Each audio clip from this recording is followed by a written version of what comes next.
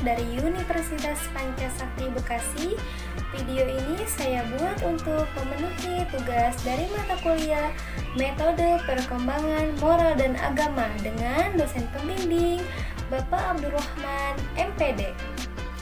Sebelumnya saya ucapkan terima kasih kepada Bapak dosen pembimbing dan teman-teman semuanya yang telah menonton video ini. Semoga video ini bermanfaat untuk kita semua. Dalam video ini saya akan membahas yaitu perkembangan agama pada anak usia dini. Setiap anak itu membawa potensi keberagamaan yang perkembangannya dipengaruhi oleh lingkungan dan aspek kepribadiannya. Yang dimaknai aspek kepribadian di sini yaitu aspek kognitif maupun afektifnya.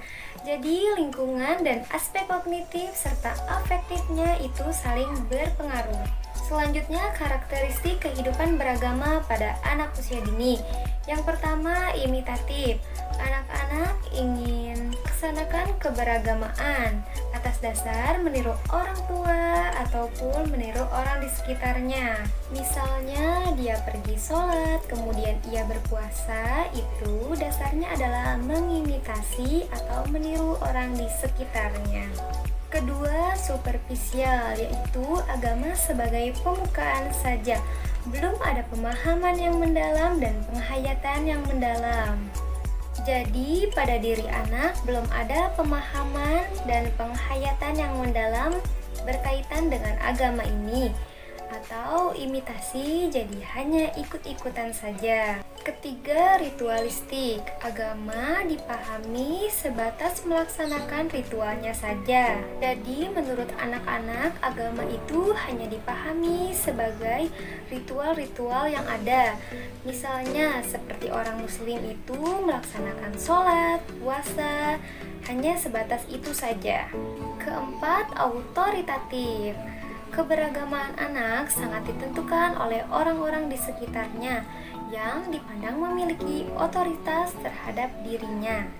Oleh karena itu, tokoh-tokoh di sekitarnya akan sangat menentukan bagaimana corak keberagaman pada anak ini.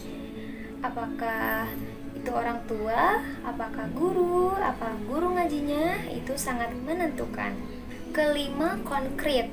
Anak memahami konsep-konsep abstrak dengan sesuatu yang konkret seperti dalam dunia nyata. Misalnya, mereka susah membayangkan konsep-konsep abstrak dalam agamanya, seperti setan, makhluk halus, hal-hal yang gaib. Mereka akan cenderung memahaminya dengan sesuatu yang konkret. Keenam, antropomorfis, yaitu membayangkan zat yang gaib seperti manusia.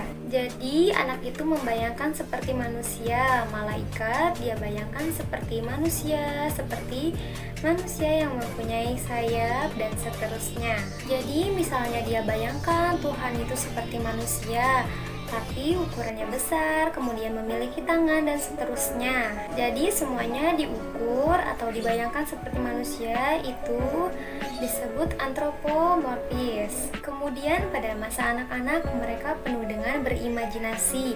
Oleh karena itu mereka senang sekali dengan cerita-cerita agama yang bersifat magic. Senang mendengar cerita yang mengandung supranatural. Misalnya cerita, kisah mukjizat, kisah-kisah karomah, dan seterusnya. Karena masa mereka yaitu masa di mana mengembangkan imajinasinya.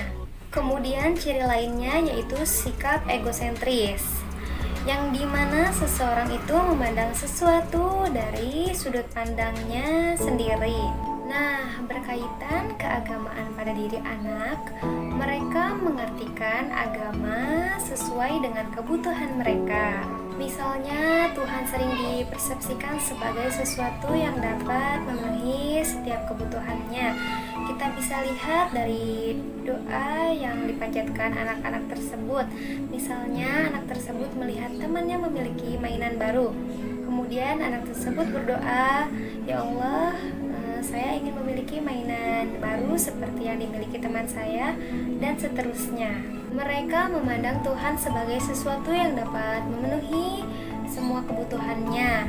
Kemudian belum muncul pemahaman pada diri anak bahwa doa adalah wujud pengabdian kepada Tuhannya, doa adalah wujud pengabdian, bahwa manusia adalah hamba dari Tuhan yang Maha Kuasa.